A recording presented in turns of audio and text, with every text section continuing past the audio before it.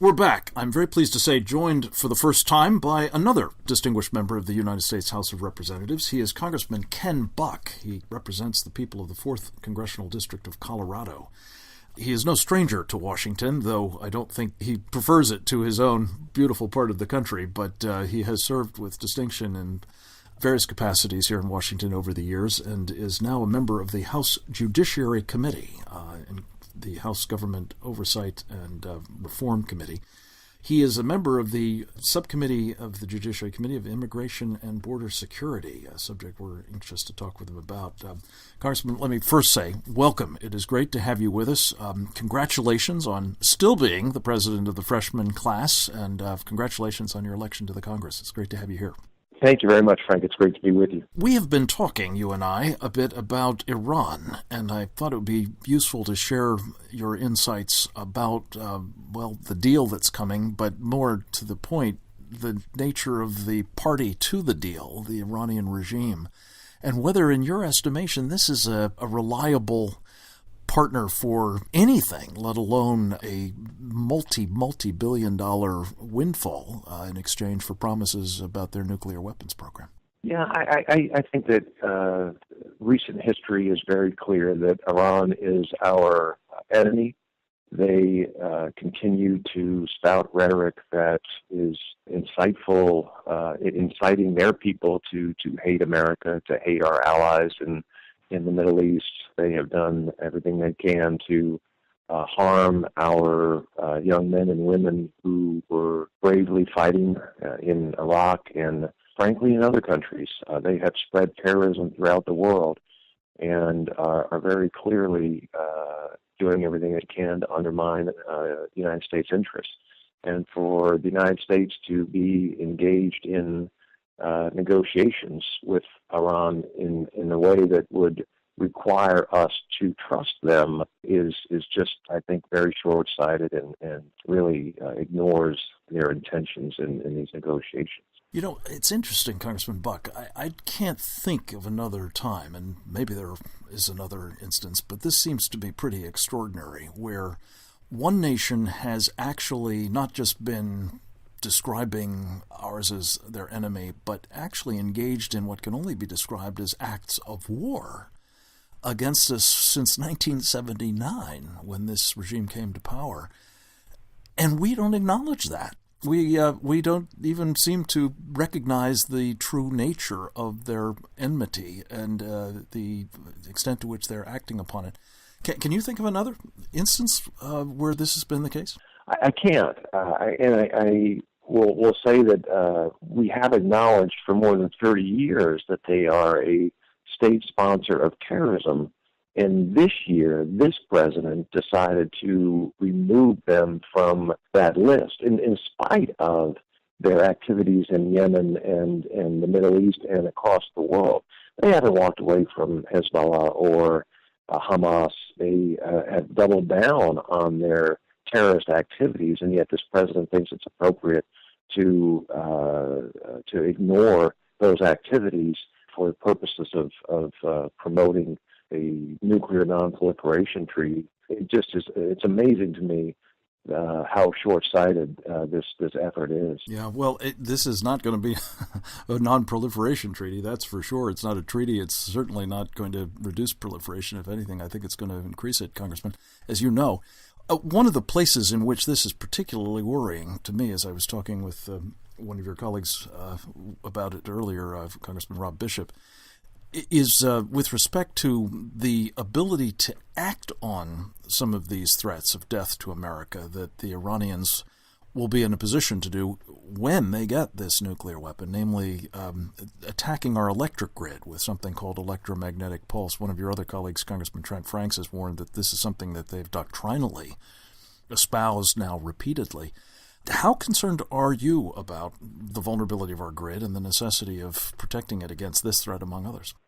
I'm very concerned. I think that Iran will do anything they can, whether it's in the cybersecurity area or with the threat that you just mentioned, or in so many other less complex ways to undermine United States interests. But I absolutely believe that if they had the capacity to inflict severe damage on the United States, they would take advantage of that as soon as they could, frankly.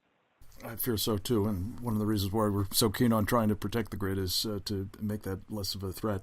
Our guest is Congressman Ken Buck of the 4th Congressional District of Colorado, member of the House Judiciary Committee.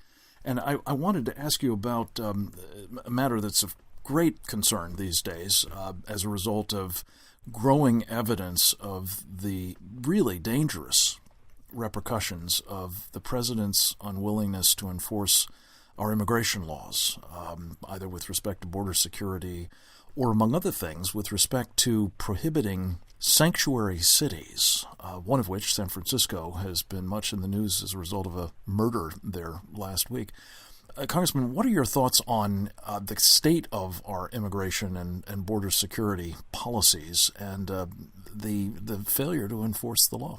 You know, Frank, I was a prosecutor for 25 years. I started with the federal government, went to the U.S. Attorney's Office, and prosecuted, among other things, aggravated reentry cases with illegal immigrants. And then I was elected as district attorney in northern Colorado and dealt with the issue from the sort of the local and state side of the issue. I'm very concerned. This president has sent a very clear message that he is not going to enforce parts of the immigration law, that he is not going to try to influence or cajole or encourage communities like San Francisco to obey federal law and cooperate with federal authorities in this area, and it has really caused a mess. And it's not a mess that Congress can or should clean up. This is a situation where the laws are on the books, and this president has not only refused to enforce those laws, but undermined those laws by creating amnesty programs on his own. And he is acting, in my view, terribly irresponsibly in this area. And worse, in a way, is his assault on, notably, the state of Arizona for having taken it upon itself to enforce the laws in the absence of federal authorities doing so. This has obviously had a chilling effect on states around the country doing that job. Where do you think this leaves us at the moment? It certainly seems to me that it's serving as a magnet for still more of this kind of illegal immigration. Is this something that we can do anything? You say Congress can't do much about this. Is there any option, short of changing the president, of course, that would result in the reaffirmation of the importance of respecting and enforcing the law? Well, it's interesting that we've had these two conversations because, among other things, we having an open border allows terrorists to come into this country as well as illegal immigrants that come into this country for other purposes. Some of them benign. Some of them are coming here to work, and some of them are coming here to sell drugs or do other things. So the problem is that if Congress acts and passes an immigration law, this president has demonstrated in the past that he will enforce those areas of the law that he likes and not enforce those areas of the law that he does not agree with. And that really undermines the ability of Congress to develop a political consensus that we should move forward in some comprehensive way to change immigration law. When this president enforces the law, it will give Congress a lot better position to actually develop new and more effective laws and frankly, fund border security and other programs in a more vigorous way. Congressman Buck, we are hard out of time. I know you've got to get back to your day job. We appreciate so much what you're doing on Capitol Hill. Delighted to have you there. And again, congratulations on remaining the president of the freshman class. I hope you'll be a frequent guest going forward and that you'll keep up the good work. Bill Gertz joins us next on the outgoing as well as incoming chairman of the Joint Chiefs. Straight ahead.